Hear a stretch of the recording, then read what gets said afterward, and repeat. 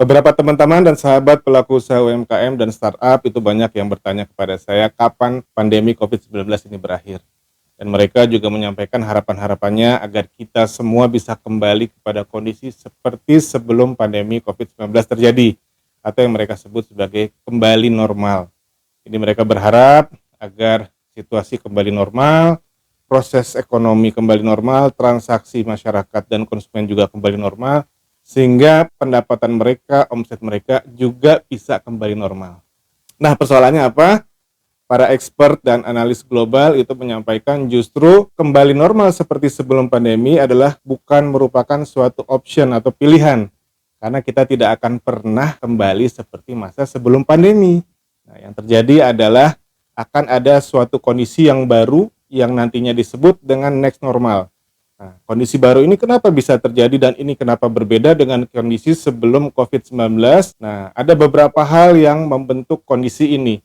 Dan pandemi COVID-19 telah melakukan perubahan secara radikal terhadap banyak aspek usaha dan bisnis. Sehingga tidak ada pilihan lain, teman-teman para pelaku usaha UMKM dan startup itu harus bisa beradaptasi dengan situasi next normal ini. Sehingga istilahnya kita harus pandai-pandai dan bisa berenang mengarungi samudra next normal atau kita akan tenggelam dan hilang. Pilihannya seperti itu. Jadi teman-teman, situasi pasca pandemi COVID-19 nantinya itu akan menampilkan keadaan yang sangat berbeda dalam banyak aspek. Nah, untuk itu kita akan bahas dalam video kali ini, apa sih yang terjadi selama masa pandemi COVID-19 yang kemudian membentuk situasi dan keadaan next normal ini. Lalu kemudian yang kedua, kita akan juga bahas seperti apa tampilan dari next normal ini, terutama pengaruhnya kepada kegiatan usaha dari para pelaku UMKM dan startup. Nah, sebelum kita bahas lebih lanjut, saya mohon kesediaan teman-teman dan para sahabat untuk melakukan subscribe, like, dan share untuk video ini dan video-video lainnya pada channel Tanya Pak Budi. Dan semoga kami dengan adanya dukungan seperti ini bisa melanjutkan kegiatan analisis, riset, penelitian, juga produksi dari video-video serupa yang kami tujukan untuk dapat menjadi acuan dan referensi bagi teman-teman pelaku usaha UMKM dan startup dalam melakukan dan menjalankan kegiatan bisnisnya.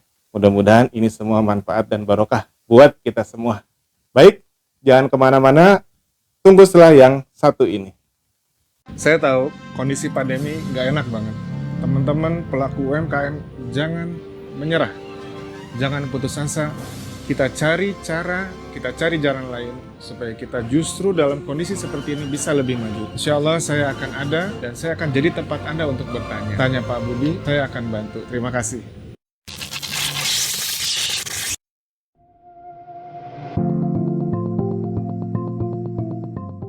Baik teman-teman, kita akan mulai membahas tentang hal-hal apa saja yang membentuk situasi next normal. Namun sebelum itu, izinkan saya untuk menyapa teman-teman dulu. Assalamualaikum warahmatullahi wabarakatuh. Ketemu lagi dengan saya Budi Hakiki Martias di channel Tanya Pak Budi. Baik, jadi ada 4 hal yang membentuk situasi next normal. Yang pertama adalah terjadinya penurunan pendapatan. Jadi selama masa pandemi kemarin itu hampir semua pelaku UMKM dan startup mengalami penurunan pendapatan. Bisa dibilang sekitar 95% lebih. Jadi hanya 5% saja sektor industri atau usaha-usaha yang justru mendapatkan pengaruh positif dari terjadinya pandemi. Nah, untuk informasi lebih lengkap tentang ini bisa dilihat di video sebelumnya. Bisa dicek di link di atas ini. Oke, 95% lebih itu justru mengalami penurunan pendapatan. Bahkan 35% dari pelaku usaha UMKM pada saat terjadi outbreak pandemi COVID-19 itu tidak memiliki pendapatan sama sekali. Artinya apa? Pendapatan mereka nol sehingga mereka harus tutup baik secara sementara maupun secara permanen. Lalu lebih dari 50% para pelaku UMKM ini mengalami penurunan pendapatan lebih dari 30%. Dan hanya 10% saja di antara mereka semua itu yang pendapatnya turun menjadi 20-30% saja. Jadi ini luar biasa teman-teman. Dan ini adalah potret dari profil pendapatan UMKM nasional, jadi UMKM di negara kita gitu ya. Dan kemudian ada 43% pelaku usaha UMKM dan startup yang di awal pandemi, di awal tahun 2020, itu tanpa cash dan cadangan dana atau tabungan. Jadi bisa dibayangkan seperti apa rapuhnya keberlanjutan bisnis mereka gitu ya. Artinya apa? Kalau tanpa cash dan tabungan ini berarti sekiranya terjadi dalam waktu beberapa hari saja situasi sulit yang membuat mereka tidak bisa mendapatkan omset sama sekali atau tidak ada sales atau penjualan, maka yang terjadi adalah di hari berikutnya atau di periode berikutnya mereka harus tutup karena mereka tidak punya modal, tidak punya tabungan dan tidak ada pendapatan dari kegiatan usaha yang dilakukan. Dan 33% dari para pelaku usaha UMKM kita itu akan kehilangan atau kehabisan cash dalam waktu 1 sampai 3 bulan saja. Artinya apa? Kalau terjadi situasi yang sulit seperti lockdown yang pertama kali, mungkin teman-teman masih ingat di awal tahun 2020 yang lalu gitu, terjadi hampir selama 1 bulan. Nah, ini beberapa pelaku usaha yang hanya punya kekuatan atau ketahanan ketersediaan dana untuk 1 bulan itu mereka mungkin masih bisa bertahan. Tapi sekiranya terjadi lebih dari itu, maka di bulan berikutnya mereka akan tutup baik sementara maupun secara permanen. Nah, ini adalah hal pertama yang membentuk next normal nantinya. Jadi keadaan di mana pendapatan kita sempat turun drastis gitu ya dan signifikan. Lalu yang kedua apa? Yang kedua adalah terjadinya ketidakpastian. Nah, pada saat kondisi pandemi COVID-19 itu terjadi situasi yang sangat dinamis, cepat berubah. Teknologi berkembang lebih cepat dan mempengaruhi banyak lini kehidupan. Kita sama-sama ingat, kita sama-sama tahu seperti apa sih kondisi sebelum COVID-19. Penggunaan media digital itu masih biasa-biasa saja. Tapi pada saat COVID-19 terjadi, maka kegiatan yang berbasis internet, mulai dari transaksi atau online shopping gitu ya, penggunaan uang elektronik atau digital payment, kemudian interaksi juga dilakukan secara digital melalui video call, video conference, ada video streaming, belajar juga lewat internet gitu ya, atau kita kenal dengan pembelajaran online. Lalu ada lagi banyak hal seperti misalkan yang cukup unik adalah mencari hiburan gitu. Ini juga bahkan dilakukan secara digital atau secara virtual. Jadi teman-teman mungkin pernah dengar ada sebuah museum di Jakarta yang menawarkan jasa keliling museum atau berkunjung ke museum secara digital. Jadi kita membayar, kemudian nanti kita akan diajak berkeliling tuh di dalam museum itu, dan kita hanya menyaksikan melalui gadget kita, melalui HP atau melalui komputer kita yang ada di rumah gitu kan. Bagaimana situasi yang ada di museum itu, lukisan-lukisannya seperti apa, kemudian barang-barang antik yang ada di sana seperti apa. Nah, ini terjadi selama masa pandemi COVID-19 kemarin. Lalu kemudian apalagi yang terjadi selama masa pandemi itu ada perubahan yang terjadi di luar kebiasaan. Nah, apa sih yang dimaksud dengan di luar kebiasaan? Nah, sebelum pandemi terjadi, itu orang justru lebih suka memanfaatkan kemudahan yang ada untuk menghindari kegiatan dilakukan oleh masing-masing gitu ya. Jadi dengan adanya belanja makanan online dan seterusnya, itu banyak rumah tangga yang menghentikan kegiatan masak-memasak karena mereka berpikir dengan membeli secara online maka bisa menghemat waktu dan tenaga khususnya gitu ya. Walaupun ada extra biaya mungkin dibandingkan dengan memasak sendiri di rumah, tapi tetap tenaga, waktu mungkin dihargai itu lebih tinggi daripada tambahan biaya itu. Nah, ini terjadi sebaliknya selama masa pandemi. Justru selama masa pandemi itu kebiasaan melakukan segala sesuatu sendiri itu kembali tumbuh dan berkembang atau yang dikenal dengan istilah do it yourself. Jadi hal-hal seperti self cooking atau masak sendiri di rumah, kemudian personal grooming, self grooming gitu ya, artinya belajar dandan dan menata penampilan sendiri di rumah, itu justru malah kembali tumbuh gitu. Nah, ini kenapa seperti ini? Alasannya tidak lain hanya satu, karena masyarakat atau orang-orang itu berusaha menghindari kontak fisik agar tidak terpapar dan terinfeksi dari virus COVID-19 ini. Baik, kemudian yang selanjutnya apa? Yang ketiga adalah social distancing. Nah, ini kita sudah sama-sama tahu ya. Selama masa pandemi kita menjaga agar tidak terjadi infeksi virus COVID-19, kita menjaga kesehatan dan keamanan dari kita dan keluarga kita sehingga kita lebih suka mengurangi interaksi secara fisik. Nah, seperti itu teman-teman, sehingga kita harus bisa beradaptasi, harus bisa hidup bersama dengan virus COVID-19 ini ke depan. Dan kita tetap harus menjaga walaupun kita adalah seorang survivor, kita pernah terpapar dan kemudian sembuh, atau kita sudah mengalami vaksinasi, paket lengkap gitu ya, tetap nanti sesudah masa pandemi kita harus menjaga. Kita harus menjaga interaksi, kita tetap memakai masker, menjaga jarak, dan seterusnya. Kemudian yang terakhir apa? Yang terakhir adalah pengalaman selama masa COVID-19 ini terkait dengan ketahanan krisis. Nah, jadi pandemi kemarin itu membawa banyak hikmah dan pelajaran buat kita, khususnya para praktisi bisnis dan pelaku usaha, khususnya usaha UMKM dan para startup. Jadi kita bisa melihat bahwa ternyata kita harus mempersiapkan model operasional yang sesuai dan pas. Jadi kita harus mengadopsi teknologi, di mana pada saat sebelum pandemi kita mungkin tidak memanfaatkan teknologi digital, kemudian begitu pandemi terjadi ternyata kita keteteran untuk menyesuaikan diri dan beradaptasi. Nah, maka ke depan kita harus lebih siaga, lebih antisipatif ini. Apa saja yang harus kita persiapkan, seperti apa cara kita berdagang, cara kita berusaha, ini kita harus siapkan. Dan kita belajar dari pengalaman kemarin. Lalu apalagi? Nah, ini terkait dengan ketersediaan cash atau dana tunai dan cadangan modal gitu ya. Nah, kita belajar nih dari keadaan kemarin seperti yang di awal kita diskusikan tadi, ada sekian persen pelaku usaha UMKM yang tidak punya cadangan modal sama sekali dan hanya sepertiga lebih sedikit saja yang siap dengan cadangan dana dan tabungan untuk bertahan selama 1-3 bulan saja. Nah, ini menjadi pelajaran. Tentu saja kita harus berhati-hati dan mengantisipasi kalau nanti sudah masa next normal ternyata ada outbreak atau gelombang COVID selanjutnya atau pandemi yang sama atau mungkin yang berbeda. Nah, kita akan mempersiapkan diri, kita akan mempersiapkan ketersediaan dana dan tabungan itu. Lalu kemudian yang tidak kalah penting adalah dari pengalaman COVID-19 kemarin, kita jadi bisa tahu usaha-usaha mana saja yang kita miliki, seandainya kita punya lebih dari satu jenis usaha, itu yang akan prospek dan yang akan perlu kita pertahankan di masa ke depan. Jadi usaha-usaha yang kemarin itu justru bukannya memberikan kontribusi gitu kepada pendapatan kita, malah justru menghabiskan biaya yang cukup besar selama masa pandemi. Kemudian kita juga harus review tentang aset-aset usaha atau barang-barang atau mesin yang kita miliki untuk proses kegiatan operasional usaha kita. Nah, kita juga punya pengalaman ada mesin yang sebelum masa pandemi itu bisa menghasilkan gitu ya. Tapi pada saat masa pandemi justru mesin ini tidak bisa menghasilkan, tidak bisa berproduksi, malah kita harus keluar biaya banyak untuk melakukan maintenance dan perawatan terhadap mesin. Nah, hal-hal seperti ini harus kita pertimbangkan nih. Dan ini akan menjadi pertimbangan orang juga dalam menghadapi next normal nanti. Apakah mesin dan perlengkapan seperti ini atau usaha-usaha, cabang-cabang usaha itu akan dipertahankan atau justru ditinggalkan. Nah, inilah yang nanti akan merubah seperti apa dan membentuk seperti apa next normal nantinya.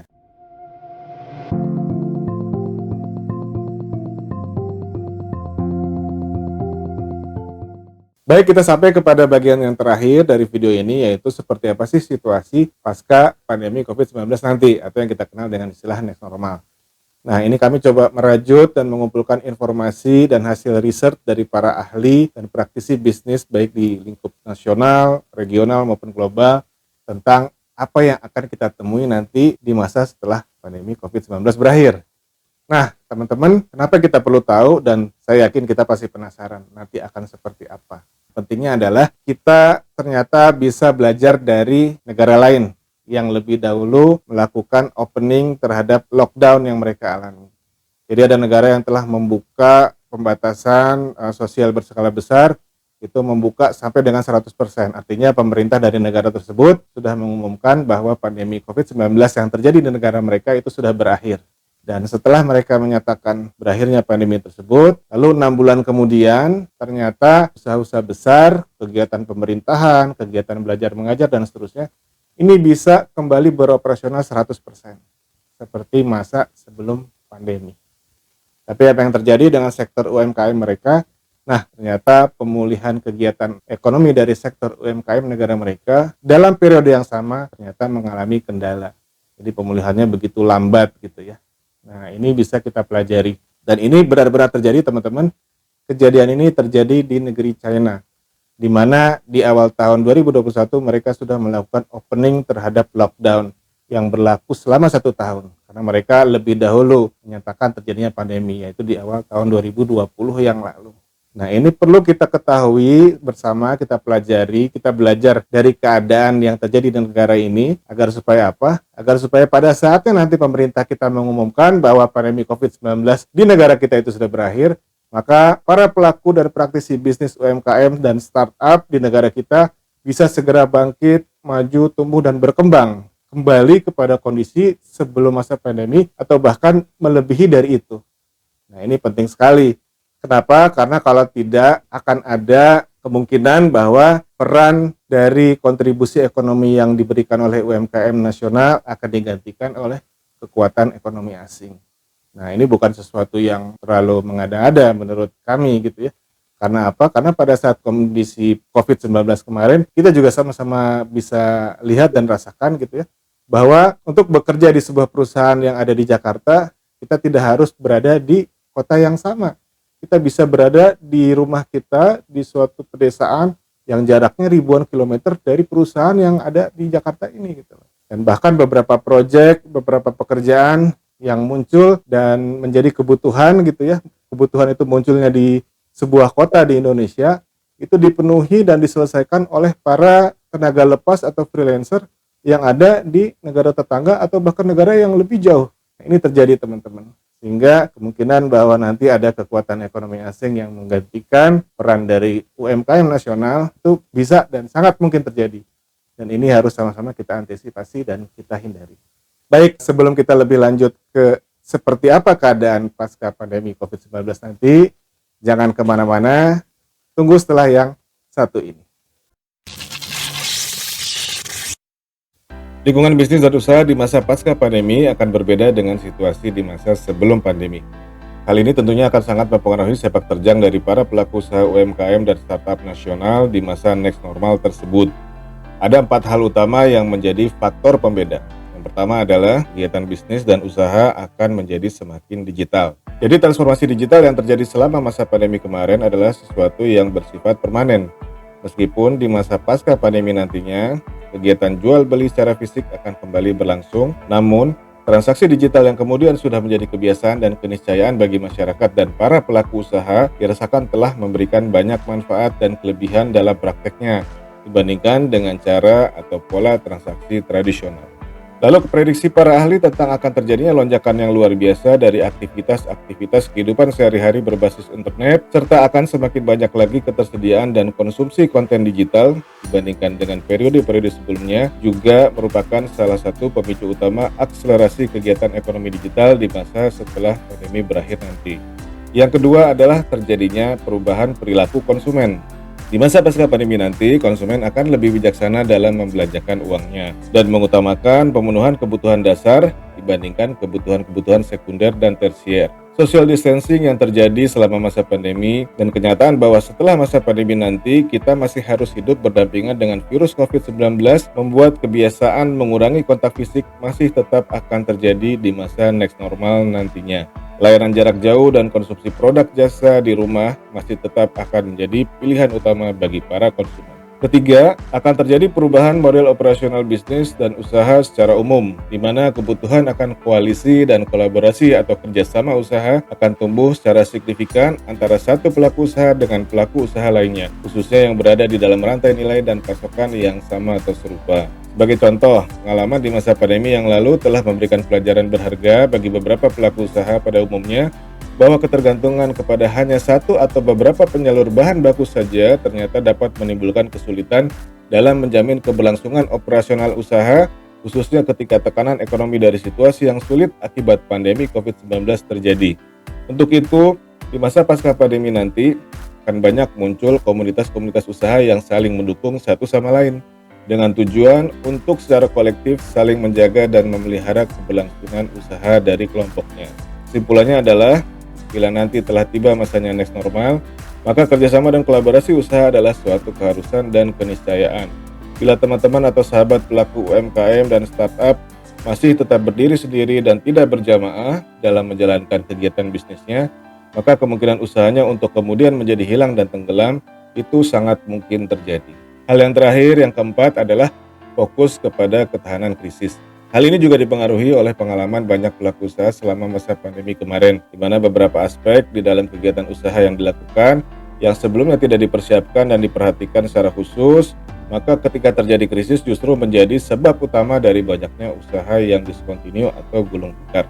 Untuk itu kedepannya, perhatian terhadap beberapa hal yang dianggap penting dalam kaitannya dengan ketahanan terhadap krisis seperti ketersediaan cadangan modal kerja, penyiapan kualitas sumber daya manusia yang siap mendukung transformasi khususnya digital talent, dan ketaatan kepada peraturan pemerintah khususnya yang terkait dengan izin usaha, diprediksikan akan makin menjadi fokus dan akan dipersiapkan dengan jauh lebih baik dibandingkan dengan pada masa sebelum masa pandemi atau di masa pandemi yang lalu. Nah, hal yang cukup menarik adalah yang terkait dengan kesadaran akan kepatuhan kepada ketentuan pemerintah di masa setelah pandemi nanti. Hal ini akan terjadi karena dipicu oleh harapan dan keinginan dari para pelaku usaha untuk bisa mendapatkan manfaat dan kemudahan dari banyaknya program-program dukungan pemerintah dan subsidi pemerintah yang nantinya dikhususkan bagi para pelaku usaha UMKM dan startup di masa next normal nantinya. Baik teman-teman dan sahabat para pelaku usaha UMKM dan startup, kita telah sampai kepada penghujung dari video ini, dan ini adalah video kedua dari 4 video seri Next Normal di channel Tanya Pak Budi. Sehingga jangan lupa untuk saksikan terus dan ikuti terus perkembangan dari channel kami agar teman-teman bisa mengikuti secara lengkap dan mendapatkan informasi secara komprehensif tentang seperti apa sih Next Normal nantinya. Jadi di video berikutnya akan dibahas tentang situasi Next Normal secara lebih detail dan lebih lengkap.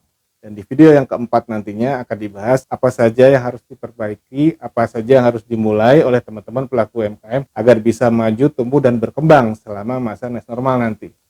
Dan tentu saja jangan lupa subscribe, like, dan share video ini dan video-video kami lainnya di channel Tanya Pak Budi agar kita bisa terus melakukan riset, penelitian, analisis, dan juga pendampingan kepada teman-teman pelaku usaha UMKM.